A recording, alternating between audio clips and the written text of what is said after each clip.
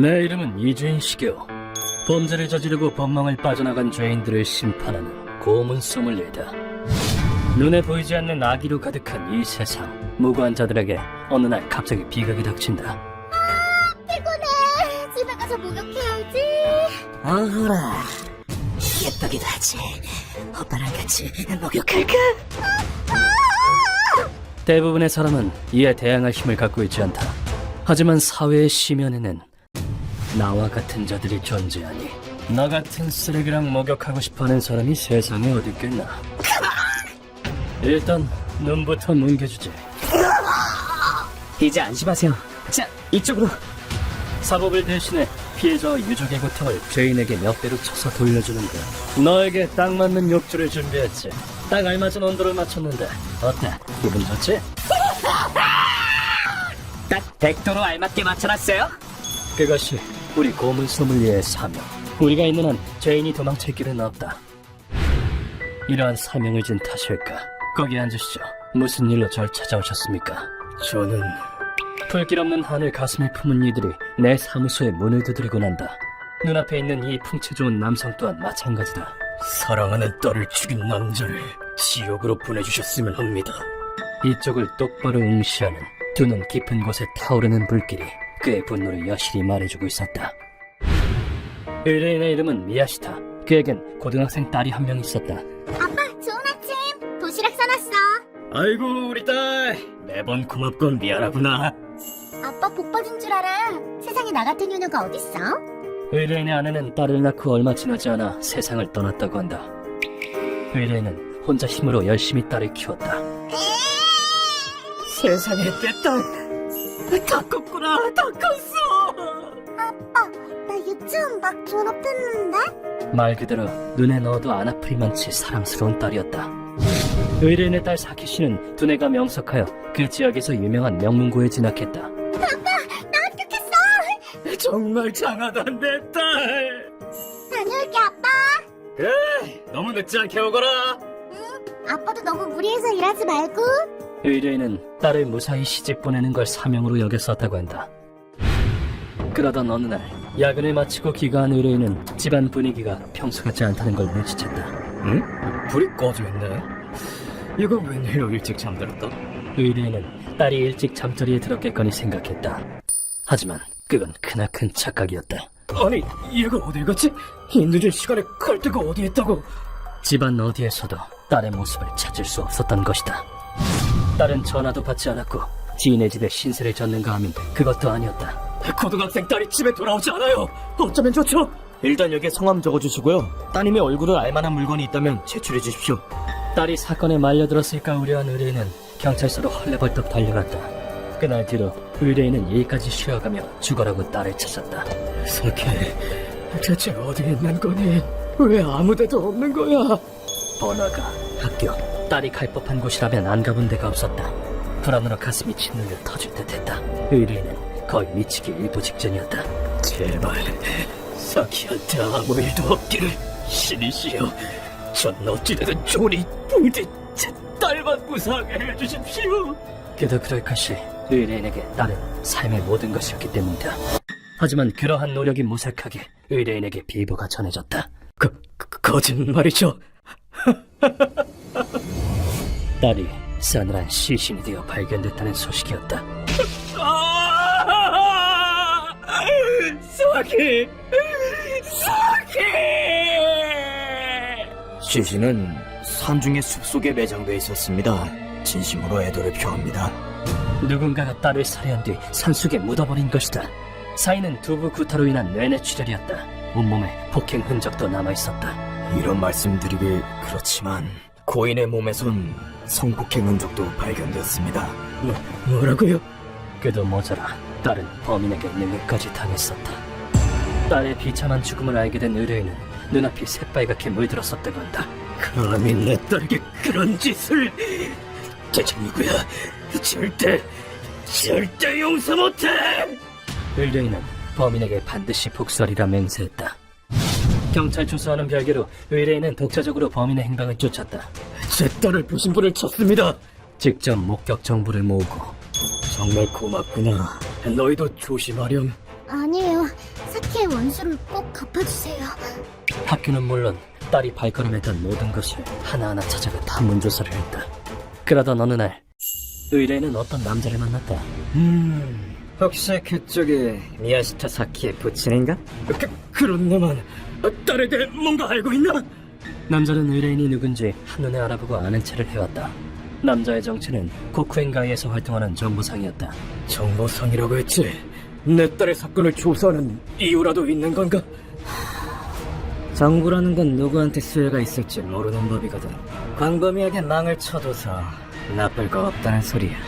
정보상은 사키 씨의 사건을 쫓고 있었다. 그때 정보상이 의뢰인에게 물었다. 그래서 말인데 내 정보 살 생각 없어? 사정이 있어서 지금 몸을 숨기고 있는데 슬슬 돈이 떨어져가던 참이거든. 정보상의 제안은 범인을 찾을 유일한 한 줄기 빛이었다. 물론 사겠네. 쓸모있는 정보라면 돈은 얼마든지 내겠어. 의뢰인은 망설임 없이 정보를 사겠다고 외쳤다. 좋아. 그럼 날 따라오도록 해. 마침 정보를 준 사람을 만나러 가는 길이었으니까. 정보상이 의뢰인을 이끌고 만나러 간 상대는 왔는가? 여기까지 오느라 수고가 많았네. 아니야 뭘. 그건 됐고 정보는 갖고 있겠지? 물론일세. 다름 아닌 홈리스 노인이었다. 정보상은 그 같은 사람을 돈으로 고용해 곳곳에 배치함으로써 온갖 목격 정보를 모으고 있었다. 잠깐. 이 사람이 진짜 정보를 갖고 있단 말인가? 물론이지. 길거리에서 눈에 띄지 않고 사건을 목격할 수 있는데 이보다 편리한 정보는 또 있겠어? 그 말을 들으니 묘하게 납득이 갔다고 의뢰인은 말했었다. 사키 씨를 살해한 범인은 파체라라는 태국인 남자였다. 얌전히 있어! 반항하면 모가지 찢어버린다! 범인은 해가 질 무렵에 하교하던 사키 씨에게 칼을 들이밀며 협박했고 사키 씨를 납치해 자기 집에 감금시켰다. 언제까지 질질 짤 거야? 돼지처럼 울어내긴! 범인의 집 안에서는 끔찍한 폭력이 자행되었고 이걸 그냥 노성과 비명이 들리지 않는 날이 없었다고 한다. 그로부터 며칠 뒤 파차라는 커다란 가방을 들고 집 밖으로 나갔다. 하여간 비실비실해가지고 일본 여자들은 조금만 때려도 픽픽 죽어대서 짜증난단 말이야. 노인은 가방 안에 든 것이 무자비한 폭력 끝에 숨진 사키 씨였음을 알아차렸다고. 범인은 시신을 산속에 유기했다. 슬슬 일본을 떠날 때가 됐걸. 여기서 여자를 너무 많이 죽였어. 커다란 짐을 든 모습을 끝으로 다시 놈을 보진 못했다네. 아마 자기 나라로 돌아갔겠지. 돌아갔다고요? 자기 나라로? 그 말을 듣고 의뢰인은 분노로 머리가 깨질 듯 했다고 한다. 심지어 정보상의 조사에 따르면 어때? 고통스럽지? 멍청한 일본 여자들이 수학의 얼굴을 일그러뜨리는 거 보면 미치도록 흥분된단 말씀이야. 파체라는 일본 내에서 여러 명을 살해했다. 일본과 범죄인 인도 조약을 맺은 국가는 극소수야. 범인이 일본에서 재판받을 일은 없겠지. 일본에서도 아직 증거가 다 갖춰지지 않았으니까 범인이 국외로 도망쳤다면 체포될 일도 없을 테고. 그런 말도 안 되는 일이 내 딸을 죽여놓고 도망치면 끝인가? 그럼에도 의뢰인은 복수를 포기하지 않았다. 혼자서는 무리야. 그 나라에 인맥이라도 있지 않은 한 찾는 건 불가능에 가까워. 아니, 반드시 찾고 말겠어. 여기까지 와서 포기할 순 없어. 잠깐, 포기하라고는 안 했어. 대신 사람을 한 명 소개해주지. 죄인이 세계 어디로 도망치건 반드시 잡아서 철퇴를 내리는 염라대왕을 말이야. 정보상이 입에 올린 건 다름 아닌 내 이름이었다. 이건 체육대회 때 찍은 사진입니다. 딸이 활짝 웃는 모습이 찍혀있죠. 제가 가장 좋아하는 사진이랍니다. 부모인 제가 말하긴 좀 그렇지만 사키는 정말 착한 아이였습니다. 엄마 없이 자라 힘들었을 텐데도 불평 한번 늘어놓은 적이 없어요.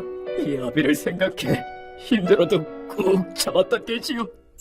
모든 이야기를 마친 뒤 의뢰인은 내 앞에 무릎을 꿇고 눈물을 흘렸다. 이렇게 부탁드립니다. 돈은 얼마든지 드릴 테니 제발 제 딸의 한을 풀어주십시오. 그리고는 바닥이 쿵 하고 울릴 정도로 세게 머리를 찧었다. 다음 순간 의뢰인은 가슴속에서 쥐어짜낸 듯한 비통한 외침을 토했다. 사키는 아내가 남겨준 보물이었습니다. 내 목숨보다 소중한 딸이었단 말입니다. 그런 내 딸을 욕보이고 목숨까지 빼앗은 그자가 멀쩡하게 살아있다니 그게 가당치 않은 일입니까? 그 외침에는 의뢰인의 갈 것 없는 비탄과 증오가 담겨 있었다. 애원의 목소리와 함께 내밀어진 손을 내가 어찌 뿌리칠 수 있겠는가? 알겠습니다. 두 분의 한은 제가 책임지고 풀어드리겠습니다. 고맙습니다. 딸과 사키와 함께 살고 싶었는데. 고문 소믈리에는 이러한 목소리를 거두기 위해 존재하는 것이니까.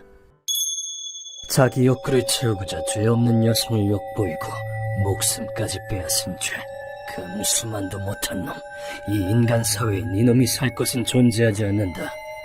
어디로든 도망쳐봐라. 반드시 잡고 말 테니까. 하늘이 이어져 있는 한 내게서 벗어나는 건 불가능하다. 의뢰인을 돌려보내자마자 나는 바다를 건널 준비를 했다. 이번에는 태국으로 가시나요? 거긴 믿음직한 지인이 있거든. 죄인의 신병을 꼭 경찰한테 인도받을 필요는 없어. 전 세계의 고문 소믈리에들은 서로 연대하고 있으니까. 방콕에 있는 공항에 내리자 낯이 익은 사내가 우리를 기다리고 있었다. 시계 태국에 온 걸 환영해. 오랜만이야, 사마트. 이 사내의 이름은 사마트, 태국의 고문 소믈리에다.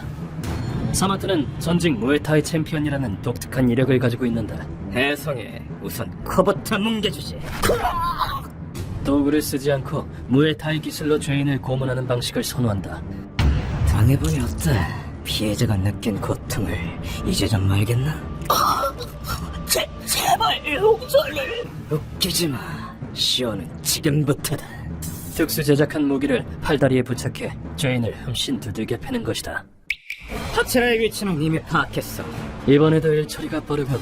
자기야, 이 나라에선 아무도 너에게서 도망칠 수 없지. 알고 보니 태국에도 피해자가 있었어. 나도 유족한테 의뢰를 받았고, 파체라는 방콕에 있는 소규모 범죄 조직에 몸을 숨기고 있어. 그렇다면 그자의 몸에 똑똑히 새겨주어야겠고, 두 나라의 피해자들이 겪었던 고통과 유족의 분노를. 그럼 고문에 대한 너만큼 빠삭한 사람은 또 없잖아. 일본인 피해자들의 한도 풀어줘야 하고. 사마트의 기대에 부응하기 위해서라도 나는 마음껏 실력을 발휘하기로 마음먹었다. 한밤중 우린 네온 사인이 불을 밝히는 천박한 업소 앞에 섰다. 파체라는 이 안에 있어. 딱 범죄자가 있을 법한 곳이네요. 여기서 접점이 없는 여성을 납치하는 건가 보군. 여기서라면 범행의 꼬리가 쉽게 잡히지 않을 테니까. 안으로 들어서자 술과 담배, 불법 약물 냄새가 코를 찔렀다. 뭐야 당신들? 가까이 오지 말고 묻는 말에나 대답해. 파체라라는 놈 여기 있지? 당장 내 앞으로 끌고 와. 시비를 걸어오는 남자들에게 사마트가 냉랭한 말투로 툭 던졌다.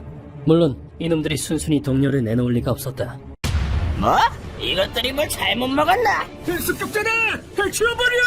인간 쓰레기들 리액션은 만국 공통인가 보군. 놈들은 살기등등한 기세로 우리에게 덤벼들었다. 하지만 사마트를 상대로 막무가내로 덤비는 건 무모한 짓이다. 그렇게 나오시겠다. 그렇다면 본때를 보여줄 수밖에. 우와, 위력이 굉장한데요. 링에서 내려온 뒤에도 수련을 이어간 덕에 사마트는 무에타이를 살인술로 승화시키는 데 성공했다. 어차피 평생 남한테 피해만 주며 살 텐데 덕볕 좀 박살내도 상관없겠지. 상대가 마음을 고쳐먹을 거라곤 조금도 기대하지 않는 저 발언. 무에타이 팔꿈치 공격에 맞으면 턱지만 한 방에 산산조각 나지. 나도 사마트에게 다양한 기술을 배웠는데 하나같이 맨손으로 사람의 목숨을 앗아갈 정도의 위력이었다. 10명 정도 쓰러뜨리자 놈들이 깨끗이 길을 터주었다. 네가 그 파체라냐? 뭐야 너넨? 경찰이냐? 널 지옥에 떨굴 염라대왕 사자 되시겠다. 우리가 파체란을 발견했을 때 놈은 술에 거나하게 취한 상태였다. 잠시 후 우리를 적으로 인식한 파트라가 빈병을 테이블 모서리에 쳐서 깨트리는가 싶더니 깨진 병을 무기 삼아 돌진해왔다. 지옥? 웃기는 건 지옥에는 너나 가시지! 아무래도 놈이 노리는 건 나인 듯했다. 그렇다면 메인 디시 전에 에피타이저 정도는 내놓아야 하지 않겠는가. 설마 이 정도로 죽진 않겠지? 응? 우와! 놈의 손에와 목깃을 잡고 오른다리를 후려 바닥에 맺혔다. 이건 야마아라시라는 전설의 유도 기술이다. 뭐 이런 과격한 기술이 맺히는 각도에 따라서 경추도 박살나겠는데? 역시 시계오는 괴물이라니까. 무시무시하네요. 무에타이를 보여준 사마트에 대한 고마움의 표시로 나도 유도를 보여주었다. 우린 파츠라의 신병을 확보한 다음 사마트의 고문실로 놈을 옮겼다. 준비 다 됐습니다, 선생님. 꼼꼼하게 잘하네. 제자를 아주 잘 가르쳤어? 그래, 루카도 정말 많이 컸지. 자, 이제 세상 모르고 자는 쓰레기를 깨워볼까. 놈을 깨우는 역할은 사마트가 자처해서 나섰다. 작작 퍼즐러 차고 그만 일어나자! 파츠라의 등에 발차기가 장렬함과 동시에 뼈가 부러지는 소리가 울려 퍼졌다.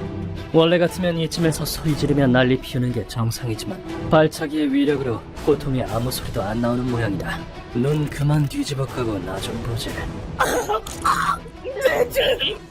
사마트의 실력은 훌륭했다. 하지만 나는 놈이 정신을 차리길 기다릴 생각은 추호도 없었다. 이런 쓰레기라도 나는 반드시 묻는다. 과연 이자가 죄의식을 느끼고 있는지를. 넌 일본과 태국의 여성들을 감금하고 성폭행 후 살해했다. 그게 뭐? 미래를 빼앗긴 피해자와 고통스러워하는 유족에게 죄스럽지도 않나. 하지만 파츠라는 내 물음에 비웃음으로 답했다. 죄스럽냐고? 그럴 리가 있나? 그러게 누가 멍청한 얼굴로 걸어다니래? 몸은 비실비실해가지고 말이야. 그러니까 엉엉 울면서 아빠나 찾지. 아빠 살려줘, 아빠. 놈은 반성은 고사하고 오히려 피해자를 조롱했다. 됐다, 말을 말지. 너 같은 건 사람도 아니다. 루카와 사마트, 시작하지. 네, 선생님. 저런 쓰레긴 죽어 마땅해요. 짐승에겐 짐승다운 방법으로 벌을 주어야겠지. 내 목소리에 두 사람이 거대한 갈고리를 가져왔다. 두 사람은 파츠라의 턱 밑에 갈고리를 걸고는 가만히 좀 있어. 더 뜯어준다. 무슨 낚시하는 기분이네요. 그대로 놈의 몸뚱이를 낚아올렸다. 이건 예전에 태국의 교도소에서 실제로 시행됐던 고문 중 하나이다. 시계요. 이제 시작해볼까? 좋아, 최대한 고통스럽게 부탁하지. 그거야 내 전문이지. 맡겨둬. 물론 저것만으로도 충분히 고통스럽겠지만 고문은 지금부터 시작이다. 우린 갈고리에 매달린 파츠라의 몸을 사정없이 구타하기 시작했다. 벌써부터 죽는 소리 하기는 사람이 기껏 몸을 단련시켜주는데 말이야. 피해자를 때려 죽여놓고 우는 소리하면 누가 들어줄까봐? 죽이진 않는다. 어떤 각도로 때려야 가장 고통을 느끼는지 우린 아주 잘 알고 있으니. 사마트가 로우킥으로 놈의 허벅지를 때렸다. 이건 아직 시작에 불과해. 기절은 용납하지 않는다. 깨어있는 상태로 죽을 때까지 얻어맞도록 해. 가차없는 구타에 갈고리가 꽂힌 턱 밑의 아픔까지 더해진다면 그야말로 지옥을 초월한 고통이리라. 그걸 견디다 못한 파테란 결국 내가 잘못했어. 경찰에 자수할 테니까 제발 복수만. 15분 만에 항복을 선언했다. 하지만 내 대답은 물론 정해져 있었다. 내가 왜 약한 놈한테 무슨 짓을 해도 괜찮은 거 아니었어? 그럼 널 3일 동안 두들겨 패도 상관없겠지.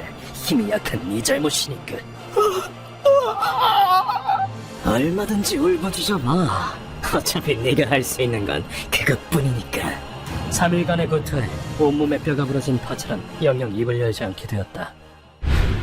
이리하여 이번 의뢰는 마무리되었다. 도와줘서 고맙다, 사마트. 무에타이 실력 잘 봤어. 여전히 멋있더군. 암만 그래도 너만 하겠어? 시게오는 전 세계 고문 소믈리에게 존경받는 최강의 존재인걸. 우린 사마트에게 감사 인사를 전한 뒤 태국을 뒤로 했다. 내가 하는 일은 엄연히 말해 범죄이며 사회 통념상으로는 악으로 분류된다. 미야시타 씨, 당신의 한은 풀어드렸습니다. 하지만 사랑하는 이를 빼앗긴 깊은 원한은 앞날을 향해 나아가는 자의 발을 올가매는 족쇄가 된다. 나는 믿는다. 무고한 이의 한을 풀고 그 족쇄를 푸는 일은 분명 의미가 있으리라고.